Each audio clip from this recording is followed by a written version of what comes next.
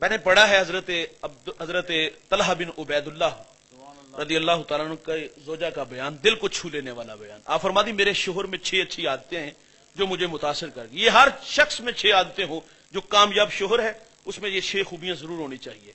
اور سنیے گا، دل کے کانوں سے سنیے گا اور اپنے گھر کو جنت بنائیے گا۔ آپ فرما دی میرے شوہر کی اچھی عادت یہ ہے جب گھر آتے ہیں تو مسکراتے ہوئے آتے ہیں۔ ان کی دوسری اچھی عادت یہ ہے جب گھر سے جاتے ہیں تو مسکراتے ہوئے جاتے ہیں، آتے بھی مسکراتے جاتے بھی۔ ہم باہر بڑے اچھے ہوتے ہیں، دوستوں میں ہمارے اخلاق کے تذکرے ہوتے ہیں، لیکن گھر میں آگے ہمارے لہجے اتنے تلخ ہو جاتے ہیں لوگ پہچان ہی نہیں سکتا کہ یہ وہی شخص ہے جو ابھی مجھے ایک چونک میں ملا تھا، یہاں گالی سے خطاب کیا۔ اور فرما دی تیسری اچھی عادت یہ ہے کہ یہ خرچ دینے میں بخل نہیں کرتے۔ یہ شوہر کی ذمہ داری ہے نا بھائی، میاں بیوی کا جو رشتہ ہوتا ہے نا یہ بے تکلف رشتہ ہوتا ہے۔ شوہر سے بیوی خرچ مانگنے میں جھجک نہیں محسوس کرتی، تو یہ شوہر کا حق ہے کہ وہ اپنی بیوی کی خدمت خود کیا کرے۔ اور پھر ایک بات یہ بھی ہے کہ ہم دوستوں میں بیٹھے ہو نا تو باہر 10,000 کا کھانا کھائیں گے، مری 2 لاکھ اڑائیں گے، بیوی کو 500 روپے خرچ دے اس کا بھی حساب لیتے، تیرے کیڑے خرچے نے۔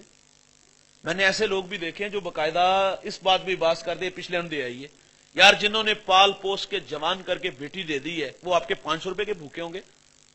فرمادی خرچ دینے میں بخل نہیں کرتے۔ اور چوتھی اچھی عادت آپ فرمادی کبھی خرچ مانگنے کی ضرورت بھی نہیں پڑی۔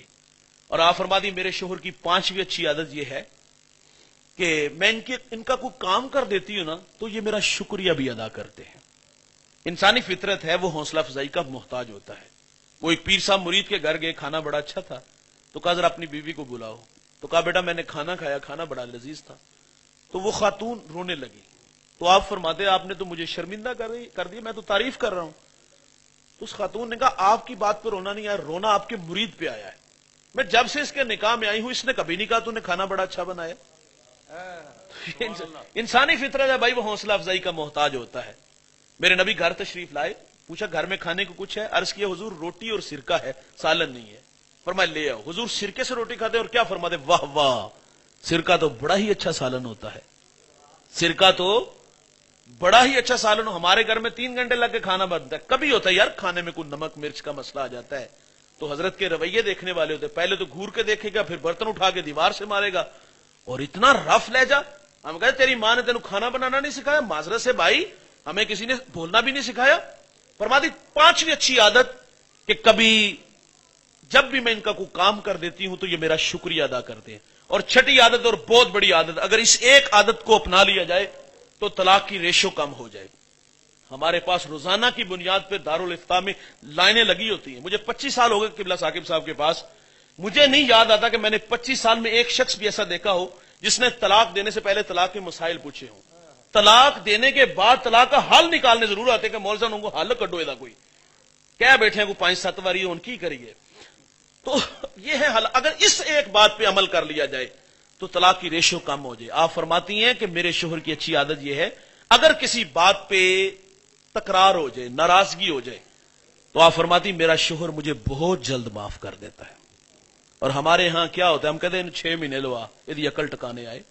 معذرت سے بھائی یہ 6 ماہ کو ہماری بہن بیٹی کو لگوائے، ہمیں اچھا لگے گا؟ جس طرح ہمیں نہیں اچھا لگے گا بھائی تمہیں بھی اچھا نہیں لگے گا۔